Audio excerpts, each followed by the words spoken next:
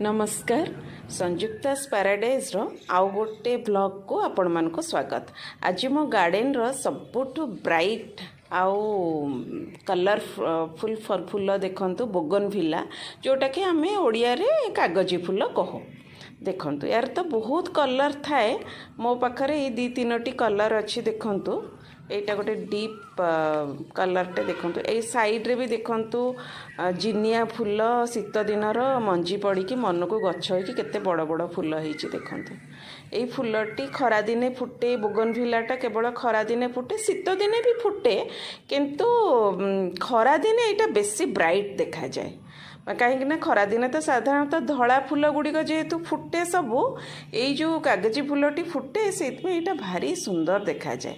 Entire garden रे यहाँ सबुठ colourful देखा जाए आफ्टर भिनका। आशा करुच्ची आपण मानक ये वीडियोटी भल लगी रही।